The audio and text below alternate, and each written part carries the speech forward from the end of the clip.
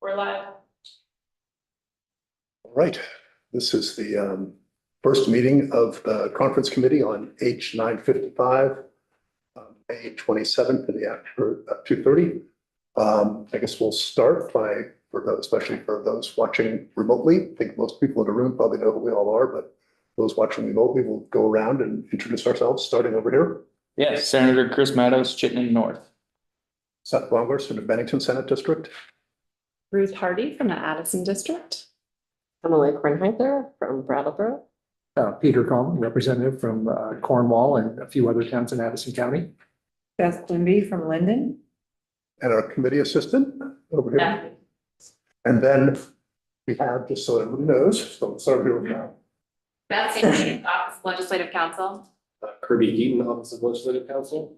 Julia Richter, Joint Fiscal Office. John Rayler's Counsel. Ezra Holden, Joint Fiscal Office. Is that it? Okay. All right. So I think we're going to start with a. You want to use the side by side? Yeah. That's the vehicle. Let's back up, I think.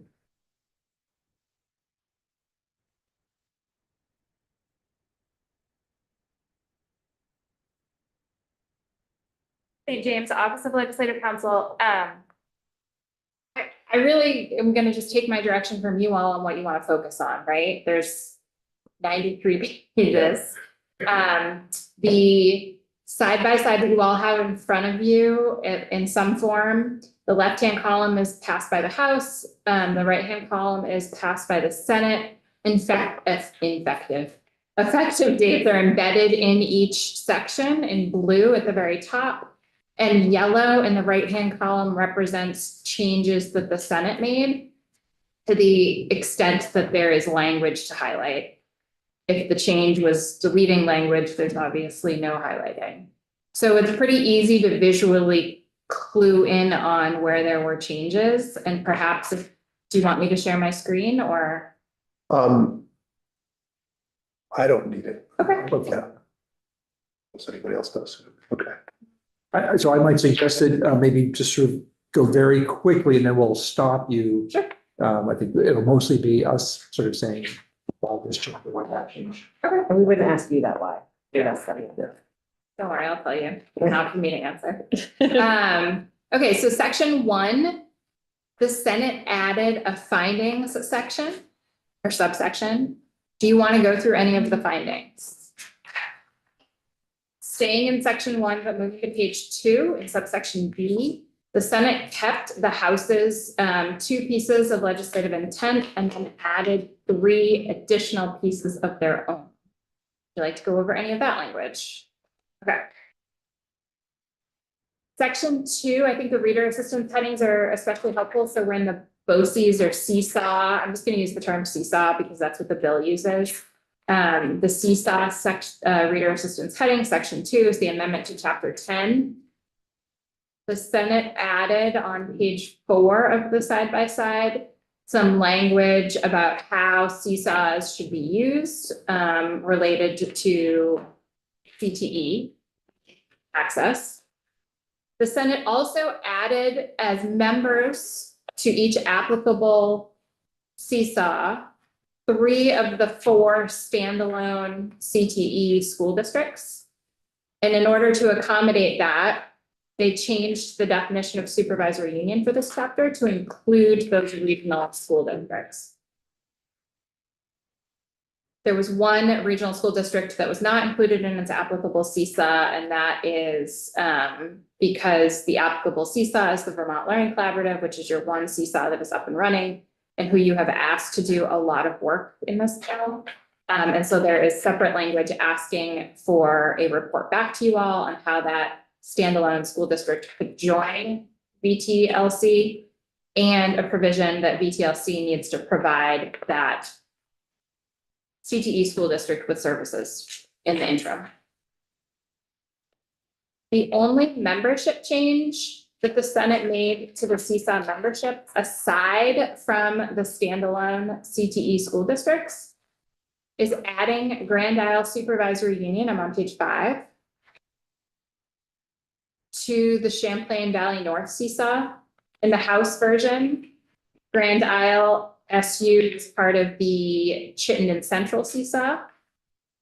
And Milton Supervisory District on the Senate side is now part of the Chittenden Central Seesaw, and on the House side, it was formerly part of the Champlain Valley North Seesaw, so just swapped Grand Isle and Milton. Any reason in particular for that? More followed, we took a look, so more, the seesaw boundaries are more aligned with the merger discussion zones. So we had to move, the seesaw boundaries got moved a little bit around those. Okay. And then for some reason, the Ludlow Mount Holly Unified Union School District did not appear in the House language and should have as a member of the Two Rivers SU, and so that was added back in. And no other changes to the membership other than, again, the 3 standalone CTE school districts. On page 10 now, subsection B, which is the bylaws for seesaws. The Senate added on page 11 language. So current law requires articles of agreement. This bill amends that to be bylaws to include information on financial terms and conditions and service fees. The Senate added language that makes membership fees, or that requires membership fees to be allocated according to the aggregate ADM of each member SU, and requires service fees to be based on the amount of services actually provided. So I just want to flag this as something for later discussion. Not so much why, but just maybe for us to talk a little bit about, should we be having CSIS decide how they want to just allocate their financial structure, or do we want to be prescriptive about it? I think if we're being prescriptive, I think this works fine, but just flag it to topic of conversation later.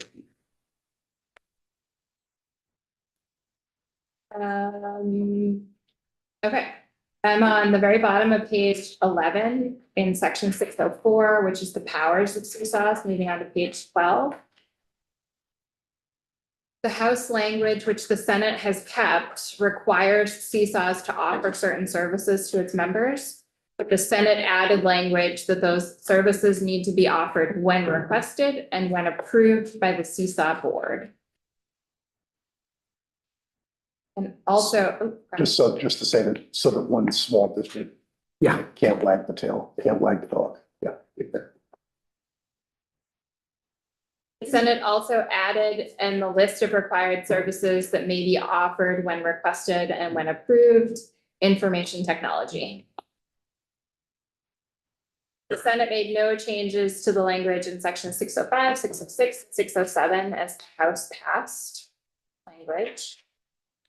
The Senate added a completely new section to chapter 10. Seesaw membership adjustment proposals. I'm at the very bottom of page 12. You don't need, since we walked through it, you don't need to walk through it, but yeah. Section Let's have some questions about it later. That's, thank you. Section, that brings us to section 2A of the bill on page 14. This again was added by the Senate. There's no similar provision in the House. You'll notice that the effective date here is 7/1/27. And what the Senate has done is struck all of the suggested services that seesaws could offer: professional development, curriculum coordination, and transportation, and added them to the list of required services when requested and when approved. And then also added facilities master planning, and then that change would take effect on 7/1/27. So just increasing the list of required services. And then section 2B is the language that I referenced earlier, requiring the Vermont Learning Collaborative and River Valley Technical Center to get together and make a pitch to you all, change the seesaw membership once the dust has settled. But a requirement that any membership prior to any membership adjustment being enacted, BTLC is still required to offer services to River Valley Technical Center as requested. No change to section 3 of the bill as passed by the House. No change to sections 4 through 12. Sections 5 through 11 are just conforming amendments, changing BOCES to seesaw. And section 12 is the seesaw transition language, and the Senate made no changes there. New reader assistance heading, Union School District Exploration and Formation. The Senate made several changes to section 13, which is previously the study committee process in the House version. In the Senate version, that's now the merger committee process. The Senate struck section 13 completely, but you'll see that there's a lot of yellow highlighting, but there's also not a lot of yellow highlighting. So everywhere that's not highlighted is language that came over from the House that the Senate has not changed. Anything in specific that you want to go over in this section? No?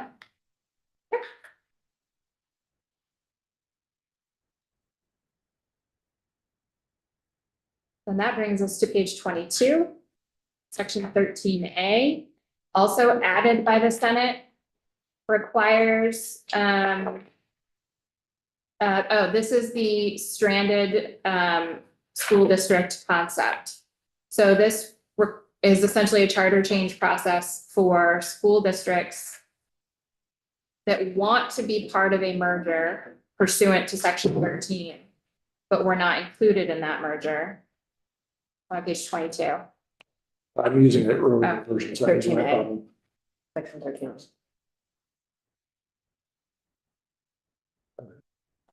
13A, I remember I left that off. Yes, that's my problem.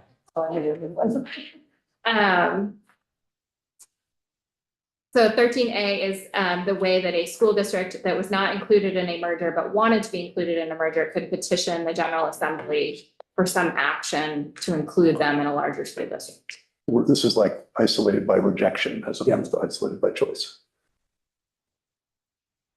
Anything in particular there you'd like to walk through? Section 13B on page 24 is a moratorium on withdrawal from or dissolution of the school district, which just places a moratorium on the section, using the sections in chapter 11, sections 27, 24, and 725 that allows an individual town, or technically a group of towns, to withdraw from a union school district. And that moratorium goes through fiscal year 2035, which aligns somewhat with the foundation for transition. That was my question where that date came from. Thank you. Section 13C, another section added by the Senate. Wouldn't it have been helpful if I put something in the House column? Secretary of State report, town meeting day, 2028 election resources. This requires the Secretary of State's office in consultation with school district clerks to write a report to you all with recommendations for the funding and resources necessary for district clerks to oversee all of the Union School District elections that would be happening on town meeting day, 2028 pursuant to section 13. Including the resources necessary to ensure ballots are mailed to all active voters for that election. So that'll need to be in next year's budget. Yeah, so we need to know how much it might cost. Yep. Section 14 is the guidance from merger committee groupings. This is the second map of the bill. The Senate added language requiring the facilitators to consider or to include advisory representation from the 4 regional CTE school districts, who would be advisory members and non-voting members of a merger study committee. And then I think the best way to see the differences between the House and the Senate versions is really to look at a map. It's hard to walk through with language. I asked Agency of Digital Services to come up with a map that overlays our merger group recommendations with the Senate proposal, which I will get Daphne and everybody to post as well. And I've got maps of the Senate. This is what we had. It just the Senate proposal groupings is hard, is the thick lines and the colors are ours. And we can sort of go into the wise ways at another time. All the presentation while we do that. So I'm going to jump to page 28, section 14A. The Senate added a requirement that there be, you had this, the House passed version and the Senate kept this requires an initial report back to you all in February of next year with information about what are the merger committees doing, what is their membership. And then the House version, and the Senate kept it, required a final report. In the Senate is December of 2028, but there was no reporting in between then. And so the Senate added an interim reporting requirement in January of 28 for both the merger committee final recommendations, as well as initial recommendations for seesaw boundary adjustments that take into account the recommendations for the merger from the merger committees. Section 15 is that final report back to you all. The House had that coming to you in January of 29, and the Senate has it coming to you in December of 28. It requires, in addition to all of the requirements the House had, the Senate added that final report back to you all from the lead facilitator needs to have a determination and identification of any school district that is a bad faith participant in your committee process. We didn't walk through it, but in section 13 requires good faith participation in the merger committee study process. And that concept is tied to school construction funding later on. Section 16, this is the final report back on seesaw boundaries.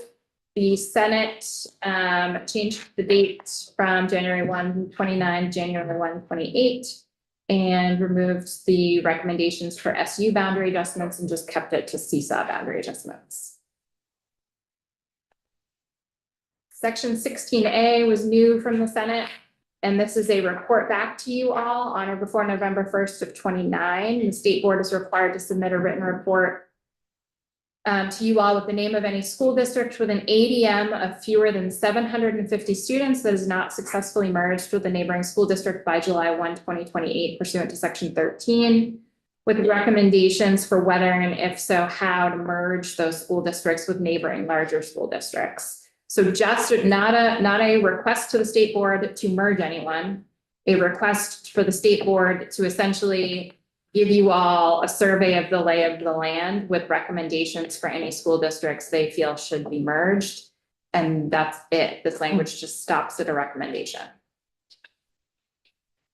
Section 17 is the big appropriations section for your seesaws and your merger committees. The Senate made no substantive changes other than changing some internal site cross references to section 13 that changed, and substituting merger for study. But all of the grants themselves and the amount of money and appropriations all remain the same in the Senate version. And then I'm happy to walk through this, but I think John does a better job. Do you want to give up?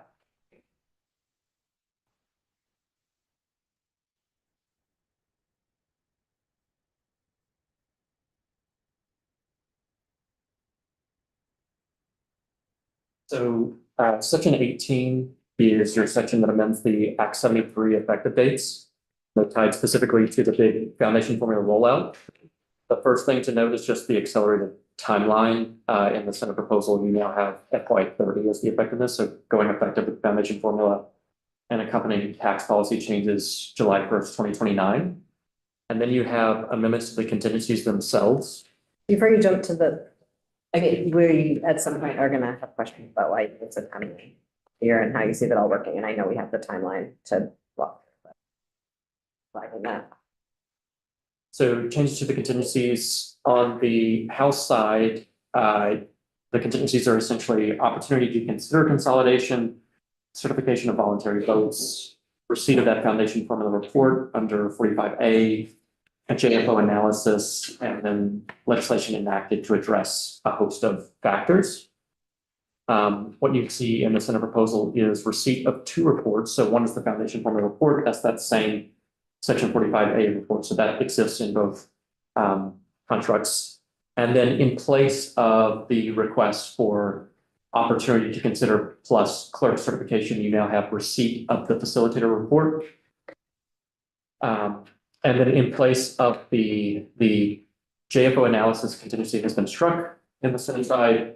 And then lastly, the legislation piece has been updated on the House. It was legislation has been enacted that addresses these hosts of factors. On the Senate side, it's legislation has been enacted that expresses clear legislative intent to satisfy this condition by addressing essentially the same components, but they're slightly condensed and reformulated to tie to existing work. So CTE, special ed, sparsity measures, secondary student weighting, geographic cost differences, pre-K funding mechanism, measures for satisfying legacy collective bargaining agreements, capital indebtedness. The remainder of the highlighting you see in the section is conforming changes for repeals that happen elsewhere in the bill, plus moving forward that timeline.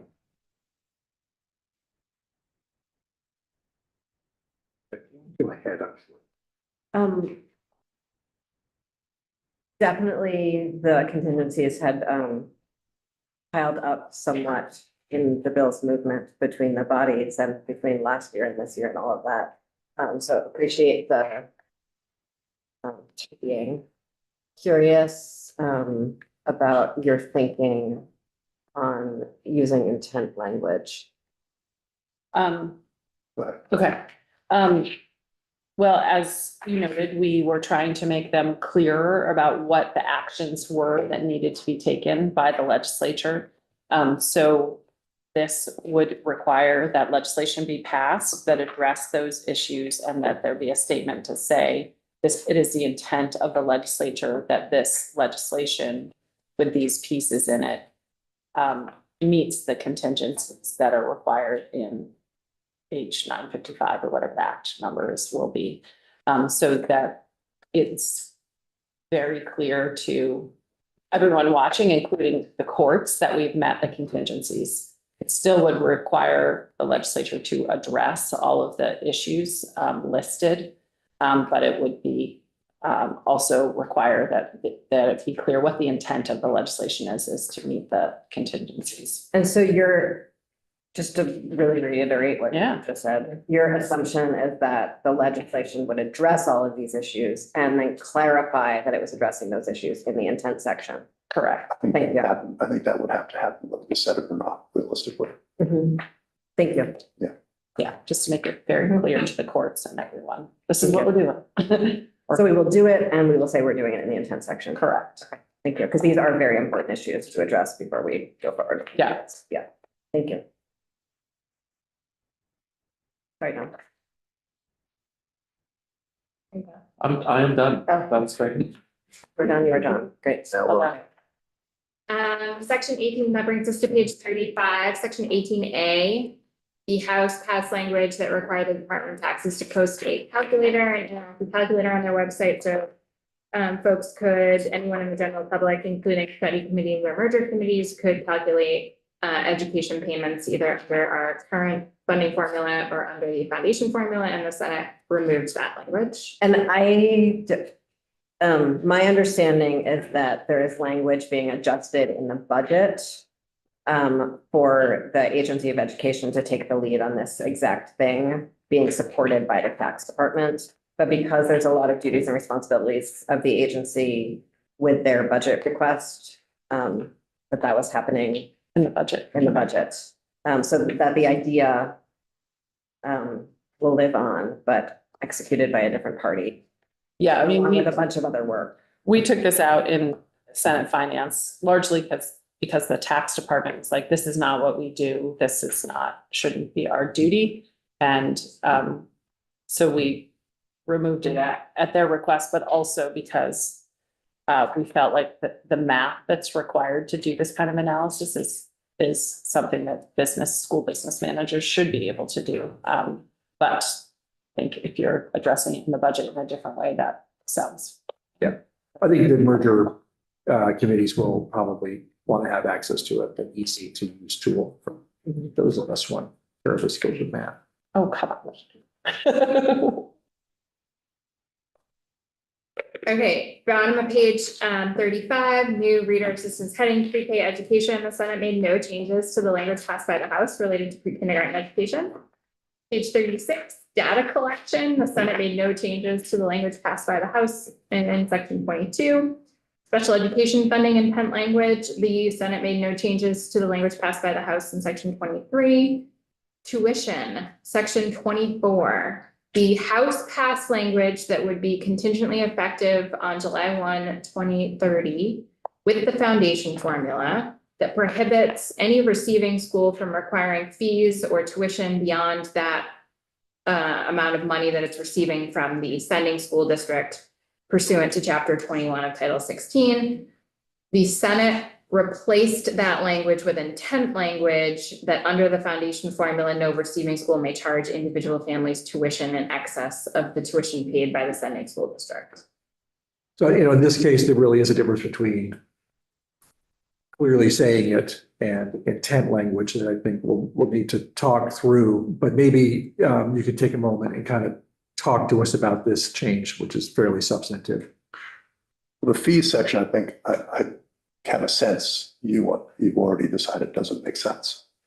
I would say that's still open to debate, Okay. depending on fine fees. And on the tuition section, we have about 7,000 kids of tuition, half to public, half to independent. No testimony was taken on this. It has pretty serious implications for a lot of schools. And it's a really, really worthwhile topic once we know the weights. Once we know the weights, then whether we do or don't able to set tuition, we'll have the basis for having a discussion, but right now it's premature. I guess what would lead to, I guess I'm trying to envision a world where we have a foundation formula that would be anything more than a foundation formula, whether it's a public school or an independent school approved for tuition. I guess sort of what would lead to that and how would it work? I mean, how would you be able to still charge tuition? And you probably, I don't know the answer to that. We didn't, no testimony has been taken on this one way or the other. And we just thought it made sense to get a feel for the lay of the land next year. Once we know the weights across the board, then can do some analysis. That's the time for this discussion. Yeah, well, I mean, we can go into this further, I guess, without sort of having a sense of like what it would mean to, if the weights don't come back in a satisfactory way. Well, it's one of the contingencies for the foundation formula going into effect. So that'll depend on, where the votes are in the body. Yeah, I guess without a sort of like, okay, to me, it would be more like we should envision a world in which it is the foundation formula, because that's what the whole sort of concept is based on. And then that should be our premise, is that it is the foundation formula that pays for kids to go to school. And that if we're going to discuss money coming out of the ed fund over and above that, or money coming out of any other source over and above that, that should be taken up if that's in fact the case. I would guess we can come back to this, but I would prefer to see us as a baseline of saying the foundation formula is it and is functioning.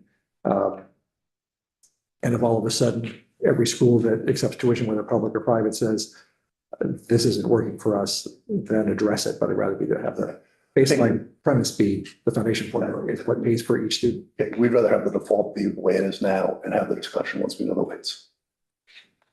We can move on. Worthy topic of discussion for next year. Section 24A on page 37 in the House version was intent language clarifying the effective date for section 24, and the Senate removes that language. Union School District Study Committee budgets. The Senate made no changes to the language passed by the House in section 25. Rulemaking forms and reports, reader assistance heading. I'm on page 38. The Senate made no changes to the small and sparse schools rulemaking language passed by the House. The Senate made some changes to the language related to interdistrict budgeting rulemaking. The Senate added language to clarify that the interdistrict budgeting rules needed to be for the foundation formula, and pushed the rulemaking deadline from March 31st, 2027 to December 31st, 2028. No change to section 27A, which is an amendment to the language related to reserve fund guidance. Is that section 27A? That's right.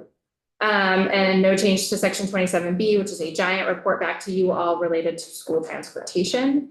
No change to section 27C, which is the development of the student profile form to collect weighting data from tuition students. And no change to section 27D, which is the length of school day rulemaking. Small and sparse schools, I will let John take over. So section 29 is an update to the one of the two prongs for determining what is a small school. The House has, as Act 73 had, that the numerical prong for determining a small school is that it has fewer than 100 pupils into your average enrollment. The proposal on the Senate side is to do it based on grade size, average grade size. And so the small school prong there has an average grade size of fewer than 12 students. There are technical things about the determination. You take the 2-year average enrollment and you divide it by the grades offered, but exclude pre-K, and the enrollment count also excludes pre-K. But essentially it's switching from a total school population count to an average grade size count to determine what constitutes a small school by asking, is your average grade size fewer than 12 students? So I think I know the motivation for this change, but maybe it'd be good if you just went over it one more time. So it was partially, I said this on the floor, actually, it came in large measure, at least the issue came from our visit to Canaan, where I think there's something like 130 kids in the whole school, pre-K to 8, and they wouldn't qualify as small school for this, under the House definition with 100 students. And really, they're a very tiny school. They're very tiny with very few kids in each class. They have so many grades. And we did it more based on the number of kids on average per class. And so that a school like Canaan would be eligible for some. And because you could also have a K through 3 or 4 school that would have 25 kids in a class, or whatever, they'd still be up on, with that math doesn't quite work, but 20 kids in a class, and they'd still be considered a small school when it really is, I think it count more for the number of kids per grade. So we did it that way. It's not a huge difference, but it makes some difference in some circumstances. And, talk about the number 12, which I assume is not. It was arbitrary. Anytime pick a number, there's an element, the degree to which is arbitrary, but we wanted to stay in the range, but give a little bit more flexibility. Is Canaan a K-12 Yeah. school? Pre-K. So if we get, so that would be 144 kids if they all had 12 in a grade Yeah, versus 100, so. Yeah.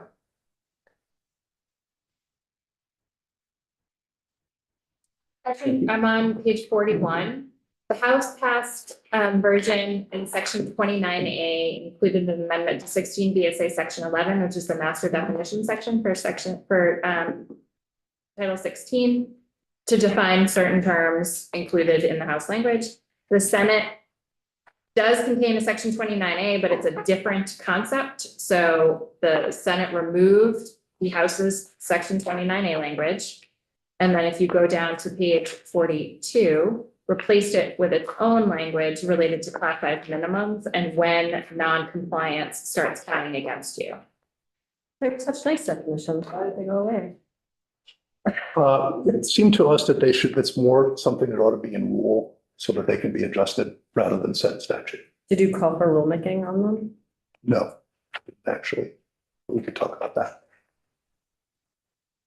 I know this sounds strange. I spent a lot of hours this year attempting to find out how long a school day is through many, many paths. And then it turned out that no one could answer, even begin to answer the question until someone defined a school day. And maybe this seems like a small thing, but it's very important in the context of pre-K, actually, for us to know what to define a school day so that we can then define how long a school day is. And so I'm worried, well, this might seem like a small detail, it becomes a much larger detail that if we have to wait on something like rulemaking for school day, then we'll have to wait even longer to figure out how long the school day is. And it'll be like 3 years before we can ever figure out how much pre-kindergarten costs. Yeah, it's just, the fear is that this is so prescriptive. Yeah, no, I get that. Should be Yeah. that rule. Okay. The Senate's section 29A is based off of language that was traveling in H.955 when it left the House, related to class size minimums. The House language, as passed by the House in 931, said that class size minimums, non-compliance with class size minimums would not be held against a school until the rules, state board rules were in effect, or July 1, 2027, whichever came first. And the Senate is holding that same concept. Non-compliance doesn't count against you. But the clock starts ticking when the foundation formula takes effect. So yeah, I'd like to hear what's behind that. And just because, class size minimums was sort of one of the early things we were able to put into Act 73 that was really designed to help with cost containment In the medium term. in the medium term, right? For Yeah, the problem is that it's permanent. And so there's a couple of things going on. We took some testimony. We heard from some superintendents from schools saying, don't do this to us now as we're in the middle of trying to be involved in merger negotiations. And we've got a lot of other things going on. Leave this one, let the clock start ticking on this one once the foundation formula goes into effect. So that was part of the motivation. Just the other is, I guess, just the impact on rural Vermont as we took a lot of testimony from a lot of schools and from districts, and it was especially rural Vermont saying, the cost containment is in the foundation formula. This really is, once the foundation formula is in effect, this doesn't save any more money. It's a potentially more efficient deployment of money. And the thinking is in part, to the extent we can, let districts figure out how to do this on their own.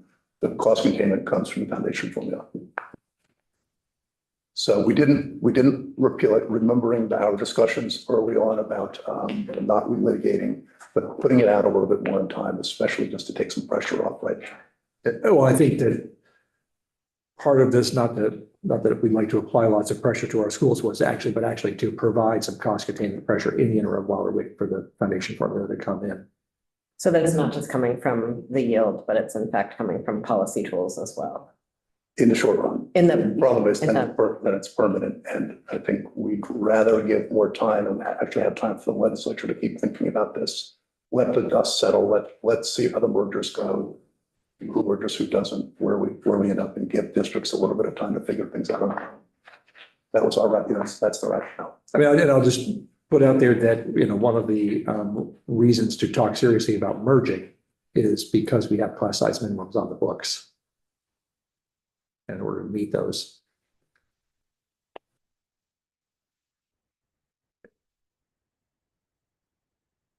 I just add to that. The real, I think, merger discussions, the rationale for the merger discussions is going to be the fact of the looming foundation formula that happens. Oh, I would agree, but this is also a pretty significant one from testimony we've heard that people say, yeah, we need more people in our building in order to meet class size minimums and to have scale. Yeah. I don't want to, we'll end up relitigating class size minimums, which I'd like to. But well, this is really about time that fast. I know it is. Yeah. And then the last section the Senate added that I'm responsible for is section 29B at the very bottom of page 43, which amends section 828, which is the statute that tells a school district who they can or cannot pay tuition to. Act 73 added the requirement that an independent school that wants to accept public tuition needs to comply with class size minimums. And it referred to the entire subdivision 9, which includes both the class size minimums themselves and the compliance and enforcement measures for public schools.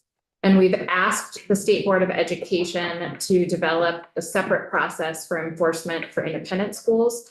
So this change is just clarifying that in order to comply with class size minimums, independent schools are only complying with subdivision A of subdivision 9, which are the class size minimums themselves, not the compliance or the enforcement process that's applicable to public schools. And then I think we're going to turn it over to Kirby. Oh.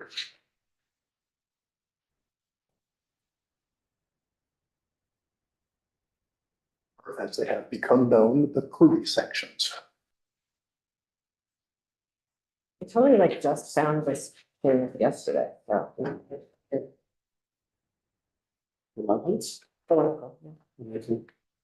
Yeah, so we're ready for the middle of the sandwich. Rads and classifications. Butter and jelly. Trying to be fun. I'm struggling for like, But this is the middle part of the bill. yeah, What's the peanut butter and the jelly It's between the sandwich. two? yeah, thanks everyone. She's like, still not fun. So we're on page 48. The ham and the cheese. I like the I'm sandwich really closer.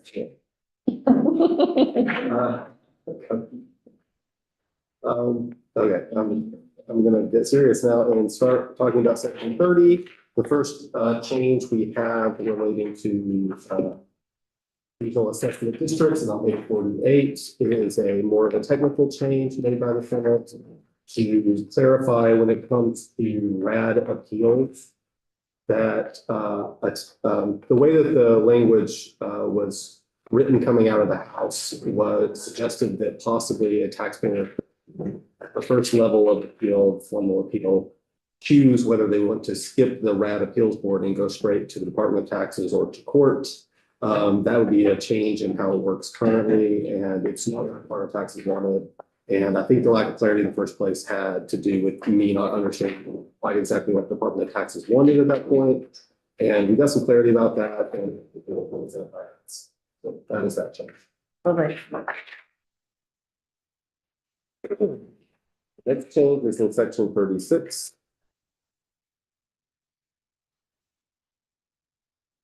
Mentioned pages as you go. It's page 56.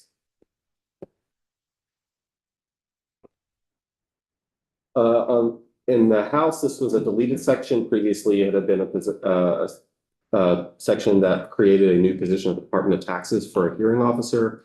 The House decided to remove that and left a deleted section there. And then the Senate filled that deleted section back in with a change that's not hugely related to the rest of the bill, but it has to do with tax sales. And in recent legislative sessions, there were changes made to create some requirements for a town to have the ability to bring a tax sale. One of those was that the delinquency had to be at least $1,500. There are some parcels in the state that are very small and undeveloped and would not reach unless after many, many years, that kind of a tax debt. So there was a little bit of a safety valve included here in the Senate. So it's a provision saying that notwithstanding that requirement, the $1,500 requirement does not apply, provided the parcel has no dwelling capable of habitation on a year-round basis, and the parcel was not declared as part of a homestead. So like a hypothetical scenario where this might apply might be like a tiny vacation community that perhaps was established many years ago. Yes. Okay, cool. Thanks. Yeah. That's section 36.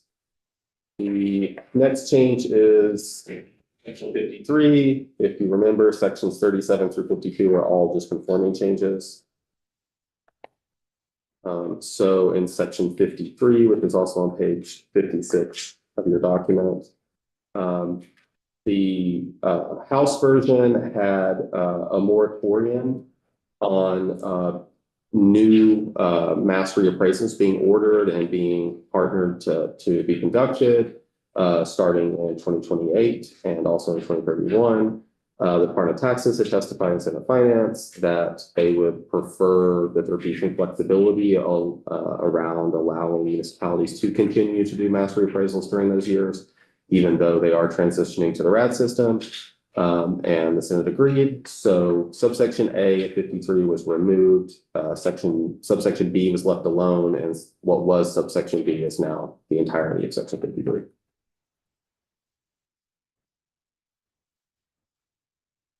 Next change is in section 55. I'm assuming I know why that all happen, but I guess I should ask.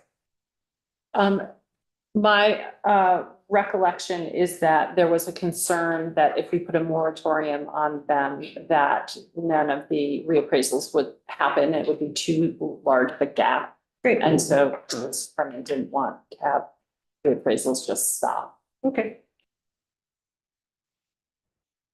So section 55, in the House version, there was a change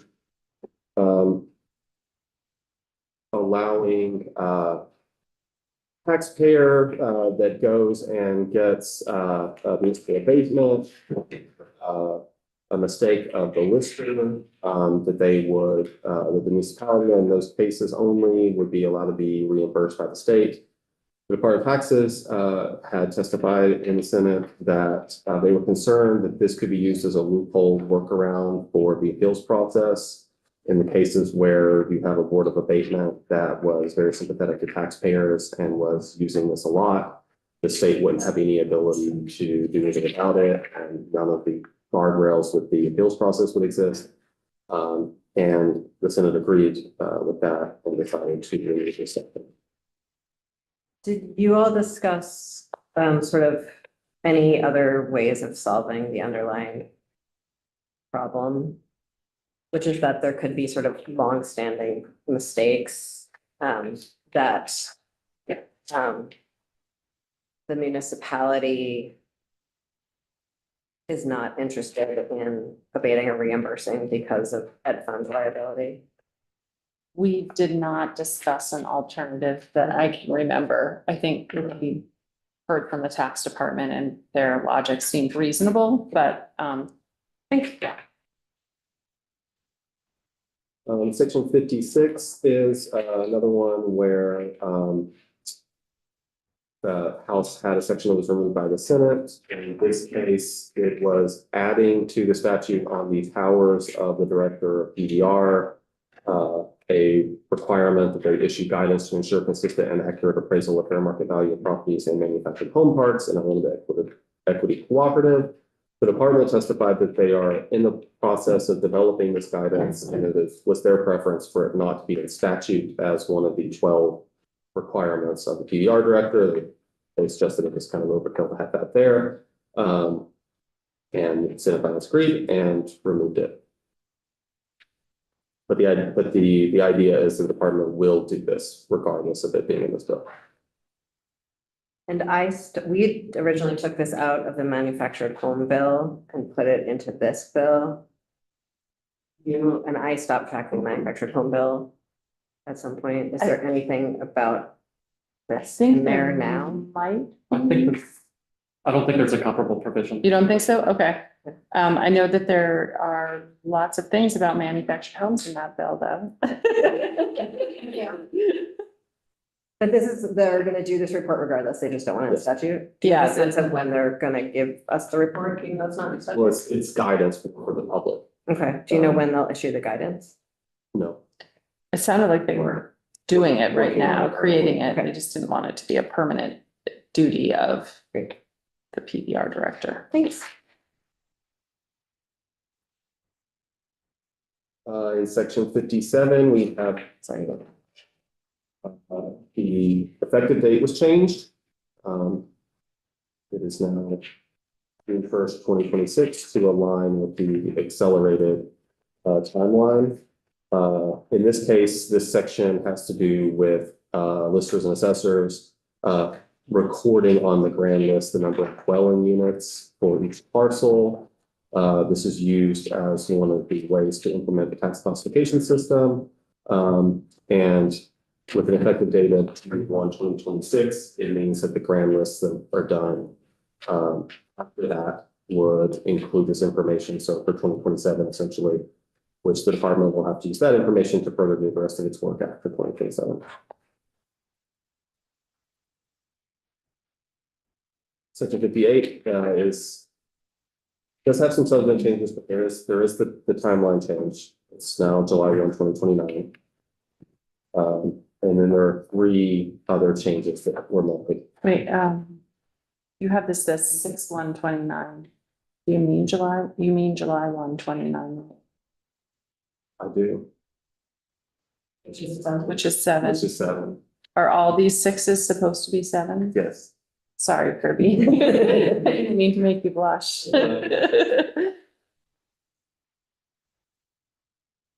So, okay, so jumping into page 61, there's a change. There was some clarifying language added under the definition of long-term rental if that's used for purposes of tax classifications.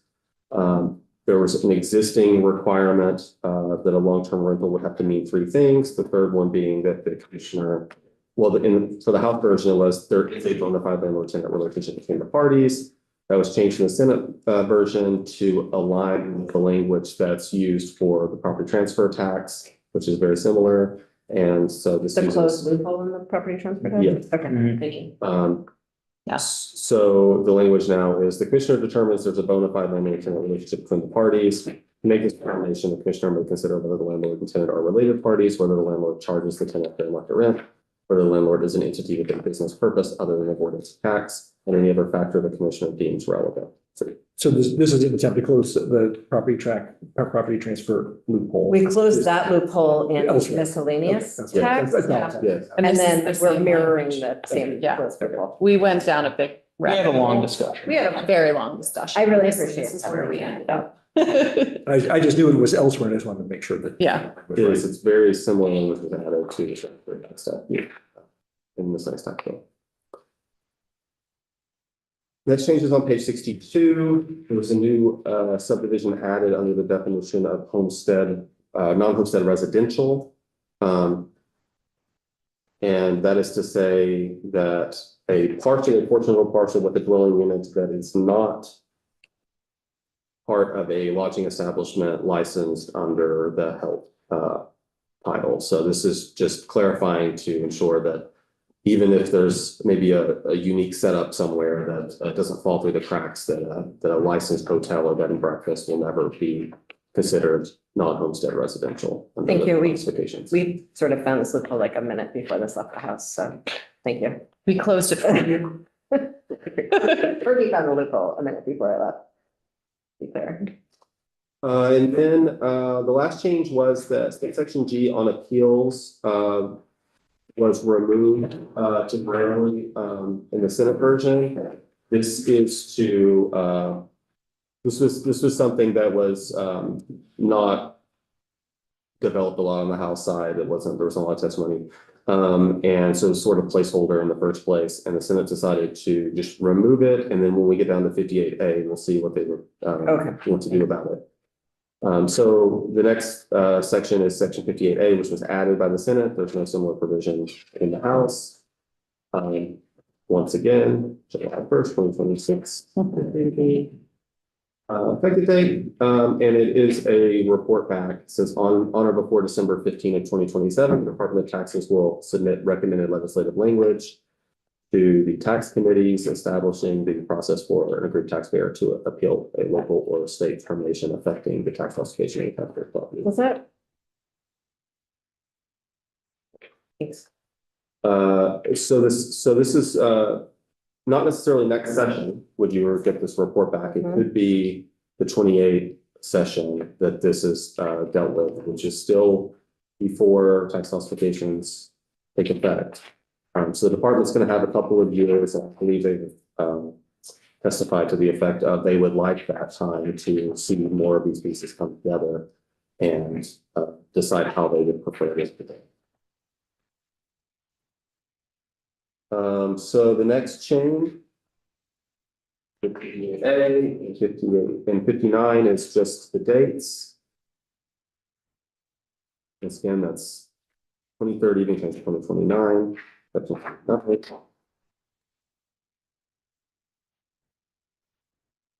For section 60. I did get the number for January correct. So January 1st.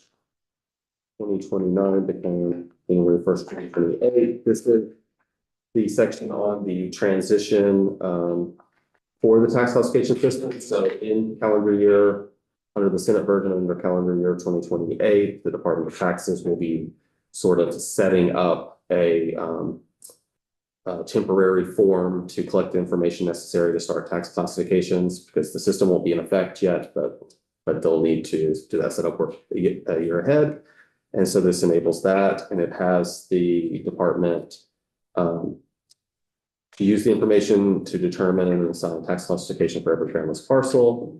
And on or before October 1 of that year, they'll provide that information to JFA.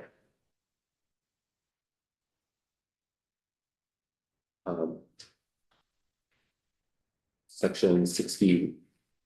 Before I move on, I do want to note them before you.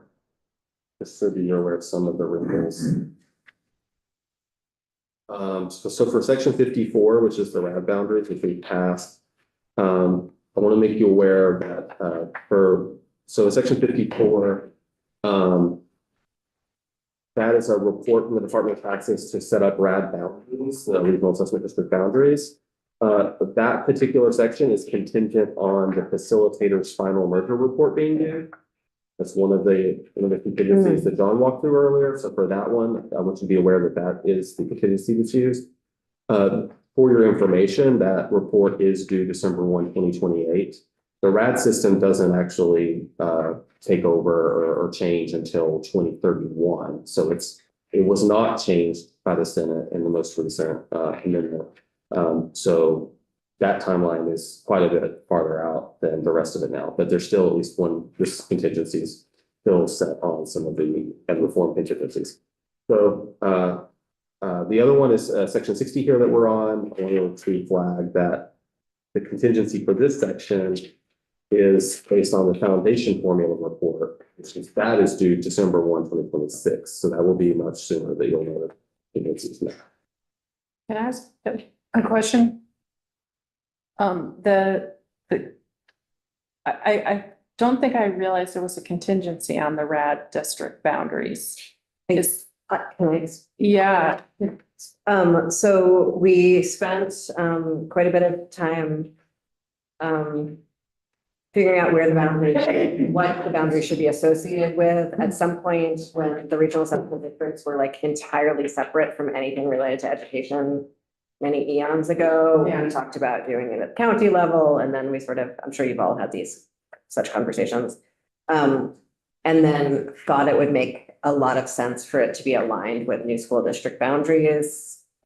And so when it looked that school district boundaries would be determined by the legislature, we added a contingency so that that would be figured out then. And now we have sort of slowly evolved it from there. But the idea is that if RADs, the sort of, in addition to the fact that it's nice to have groupings that are aligned with each other for just like human navigation sake. But the biggest piece is that if an entire school district, especially if a school district is larger, is all appraising at the same time, we could release we would not have CLAs that are different across the school district, which will create a lot of tax consistency. That's the biggest reason that we were sort of continuing to hold on to this idea of pairing the RAD and school district. okay. I mean, I think it makes sense to do that. I'm not sure I'm not sure a contingency is necessary. I think tying them together makes sense, but. That's fine. I just hadn't realized that. So that's section 16. Part of the great hope of reducing the CLA confusion. That would be lovely. It's like a Moby Dick novel, CLA. Thanks, maybe that was person. What? That you smiled at my joke. Oh, you try to go along with my joke before. I didn't really. You didn't really? Okay, so the next change from the Senate is in section 63 on page 68. And this is a date change to move the timeline up. So the prospective repeal for the tax classification statutory changes was moved up from July 1, 2030 to July 1, 2029. This particular special kind of contingency and prospective repeal is based on the legislature setting a new tax rate multiplier to be used for the new classifications, because this bill in Act 73 did not do that. There was no tax rate multiplier means taxing any of the classifications differently than the others. Systematically, that's not being done yet, but the idea is that it will be. So if there's not any legislation before July 1, 2029 to do that, to set the multipliers and make that decision how the classifications will be taxed differently, then the classification system gets repealed. I think this is one of the contingencies that people tend to lose track of. And section 64 is actually, as I should have updated that as well. This was moved up with the rest of that timeline. I think that I have the house number wrong there because that would have been 2030 along with section 58.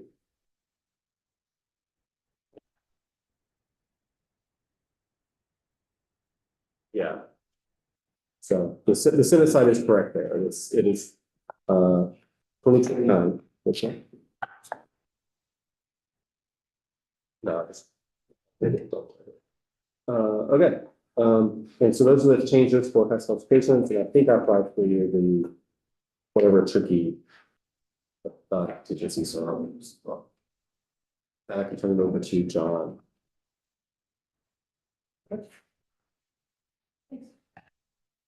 So we're switching gears a little bit now, to talk about school construction. And I'm happy to put it up on the screen if you would like, but also happy not to if it is not helpful to you guys or. Okay. Okay. I'm not gonna do that. No difference on section 65. Section 65 is just the school construction intent section. I think you may remember from this. There's no difference, but you'll remember it sets out that idea of leveraging $50 million additional state bonding support for the state aid for school construction program. Section 66 is the section that essentially provides staffing for AOE school construction division. And the new changes that you see on, and I'm on pages 70 and 71 of the side-by-side, the new changes that you see on the Senate side are to provide funding in FY27. That's really the major change. And so you see that in subsection B, $500,000 is appropriated in FY27 from the general fund to AOE for those positions. And the idea is that they would come back, AOE would come back as part of its budget request in FY28 for permanent funding for those positions. I think that intent is aligned with the houses contract. The real difference is just some stylistic differences, but really that $500K appropriation to get FY27 funding to these positions to get the program rolling. Section 66A is a new section added by the Senate. I'll just flag, I think there's sort of an outstanding question about whether the budget conferees would prefer that this lives here or lives there. Yeah, We can figure I that out. think it might end up in both, but, They hate that. oh, well, I don't know. It's Yeah, here we'll now. figure it out. Yeah. It's not, I'm just flagging it just so I don't forget to flag it. Yeah, As long but- as we don't accidentally appropriate $1 million for the position. right, Yeah. that's true. Flag it. It is part of the $1.5 million in the Senate set aside, so for education. Section 66A is another appropriation.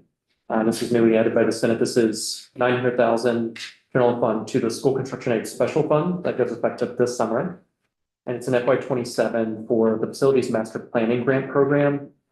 It is not for the full breadth of that program. It is exclusively available to SUs for the development of master plans as part of the study committee, the merger committee process.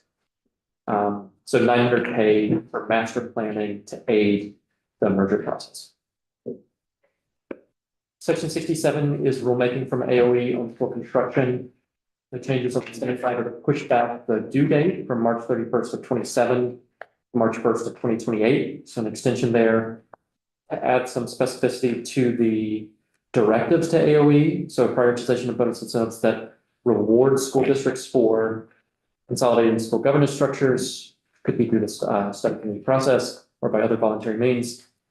Improving access for public school students to excellent educational opportunities, including CTE, shared special ed services for high needs students, and improved comprehensive curricular offerings. Both of those changes are attempts, I think, from the Senate to be consistent with what is in subdivision 1 on the House side, just with added specificity. The new directive that you have on the Senate side is rewarding school districts for remediating or eliminating health and safety issues. And of course, the basic thing I would note here is that these are the directives that are given to AOE, but they have a broad grant of rulemaking authority, so they may build out other prioritization bonus incentives, whether you include them here or not. For instance, they might have done bonus incentives related to health and safety issues, but this makes clear that this is something the general cares about and they should do these things. Section 68 is the advisory board report on construction opportunities. And on the House side, it was this general identify opportunities, provide a full siting study, analyze compatibility of the different configurations of all opportunities identified. The Senate has narrowed this down a bit to say identify 3 to 5 feasible opportunities for the construction or renovation of regional high schools. And they have the call out to that same line we just talked about. In place of a full siting study, they say preliminary siting study, and they strike the requirement for analyzing configuration. The way I would describe the different positions are, the House is asking for like a broad set of, as I read the language, all kinds of opportunities you could have, different configurations. And the Senate is saying 3 to 5 opportunities with a more limited siting study offered, but that would still have the cost, location, other factors relevant. I want to own that in the House, whenever we had casual conversations about this, people would always say 3 to 5, and I would always ask, why 3 to 5? And no one had an answer. Do you have an answer of why 3 to 5? One of the goals with this was to reduce the scope of the things we were asking this largely volunteer committee to do. And so I think we got the 3 to 5 because you guys had mentioned it all the time. Okay. And so, since you were talking about it, we're like, okay, 3 to 5, and wanting to make it more feasible for this group to do. It may also match the recommendations of the redistricting task force. Opportunities for consolidation. Oh, possibly that's where you all got the 3 to 5. John, if by some chance they were doing their work and there was a 6th that just made so much sense, would they still be able to add that? Yes. Thanks.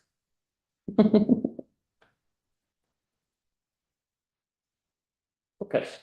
So that is the advisory board report.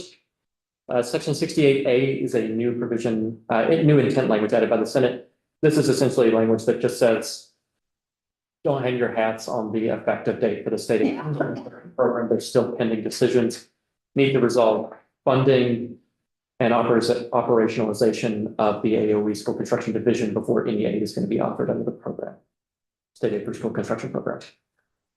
Sections 69 through 71 are the same in both chambers, and those relate to small advisory board AOE responsibilities that are kind of conforming changes or amendment made elsewhere in the bill, and in the policy section, which expresses again that vision to leverage additional state funding support.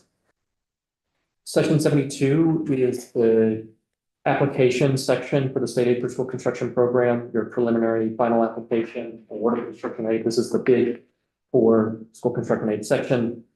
And the way the first change you're going to see is on page 75 of the side-by-side. The Senate took a different approach to solving this issue of there's an eligibility condition for state aid that requires achieving the level of proficiency in district quality standards relating to facilities management.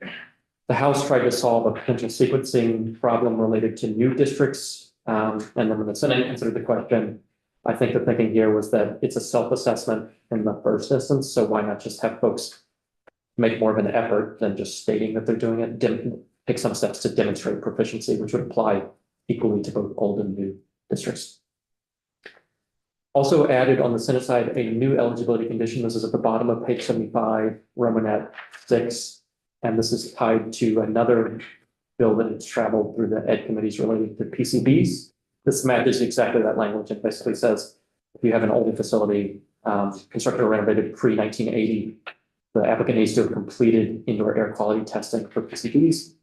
I would also note that part of the eligibility conditions in any event is related to master planning that has to consider environmental contaminants in the first instance. Since possible that that was going to be captured anyway, but this makes it But possibly duplicative. possibly duplicative. Yeah, I mean, I think we wanted to make sure that school buildings that were requesting aid had done the PCB testing, so we were not putting state money or local money for that matter into a building that really needed to have PCBs remediated as part of the renovations. So this similar language is about to pass in H.542 as well. I Correct. don't know if there's an issue of living in two different places. I think if it passes there, it makes sense to have it here so that you're ensured one doesn't strip it of the other, but I think we do have a process through our statutory revision. Okay. True. Yeah, exactly. On page 76, you're going to see highlighting on the Senate side that is existing law. I think folks are familiar with this, but there was a potential sequencing issue with awarding state aid in the form of bonding support. You wouldn't know what to bond locally until you received your state aid package. And talking with the senators, the thing that came out is that the actual authorization for indebtedness for school construction is merely an authorization and not the actual issuance of any debt. So you can maintain the sequencing as envisioned in Act 73 as in current law for these sections. And so the Senate position just steps to existing language because there is no actual sequencing issue. And my apologies for not creating a larger problem than exists. Happy resolution, I hope. Yeah. Fixed it. And it did lead to something on page 77, which is clarifying, which is that the sequencing solution on the Senate side, this is at the final application stage, at which point you would have, of course, already have received that bond authorization because you would have received that before preliminary, clarifies that the district shall not issue any bond until the secretary notifies the district of its state bonding support. So that provides some helpful language related to what the district should wait to do before taking any next steps.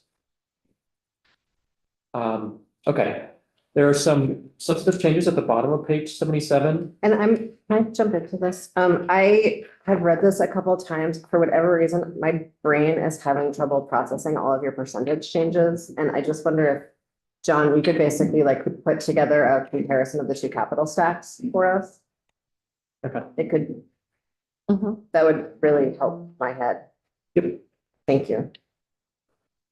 I can just tell you briefly that we were trying to make them both 75%, so that if it's legacy debt or new debt, most you could get was 75% of state aid to cover them. Okay, So that there wouldn't be a advantage or disadvantage for either group of school districts. so I think the difference between the two from our perspective that I would love to hear how you all got to this on is that with legacy debt passed under sort of a previous voted construct.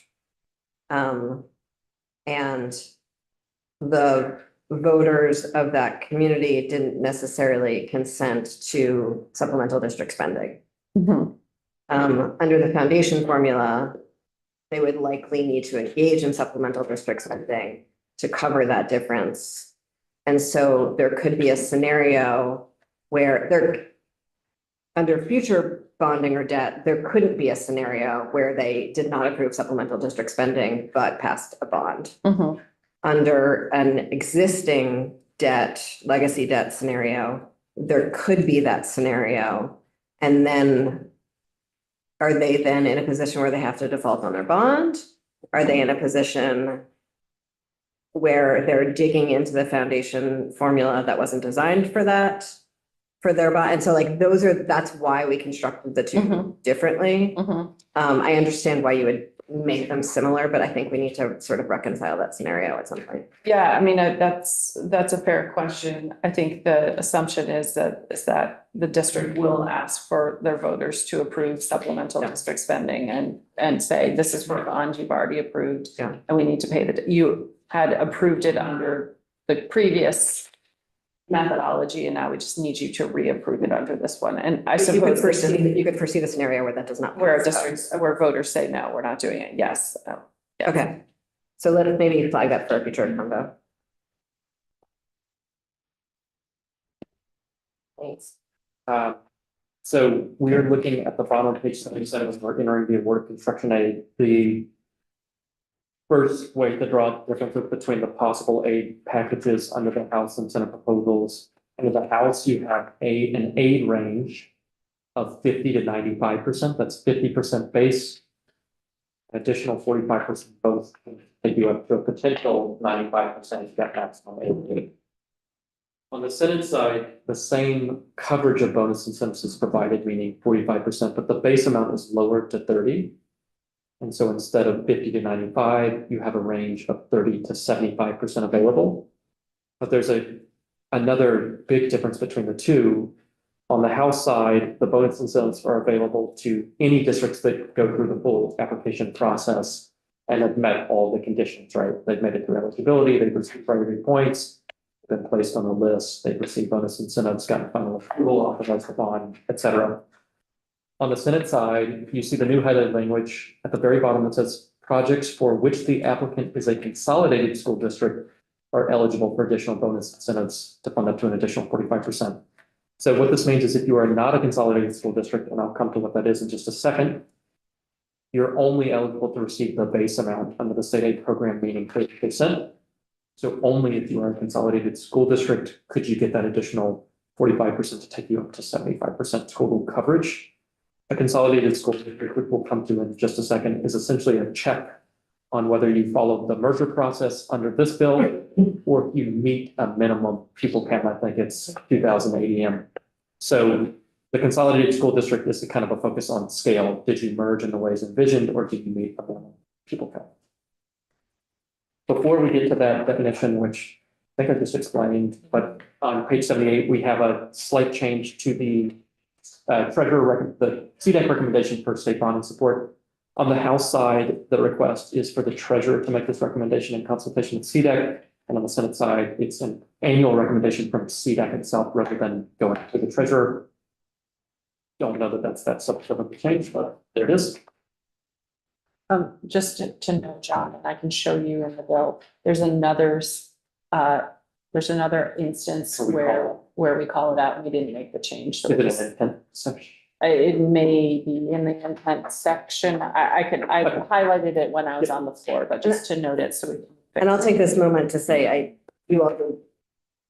all of the sort of language process changes that you all made for school district construction is very appreciated. Thank you for all the diligence and sort of,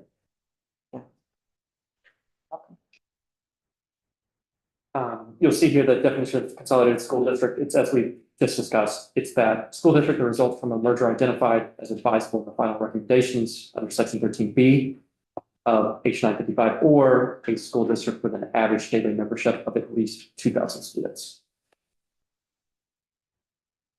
Section 73, there's no difference. This is your repeal of the deferred maintenance prohibition on aid. Section 74 is your legacy debt aid. This is one of the conversation you were just having. One of the big differences is when these go effective. House, that's effective July 1 of this summer. Senate, that's continually effective with the foundation formula. I think that would actually be 2029 for FY30. And there are a few differences. One is the callback to something that Beth had mentioned earlier, that bad faith participant language from the facilitator report, section 15. The House position is that, I'll call it, it's not, I don't think it's the right, it's a simple position to describe 100% coverage district with legacy debt aid as a particular date. That's what it is. The Senate position throws in some qualifiers at different points. One is the school district's eligible. School districts shall be eligible to receive this aid only if the district is not identified as a bad faith participant in that facilitated report. So the position is default, you're kicked in for legacy debt aid, but if you are identified in this report as a bad faith participant, you would be kicked out.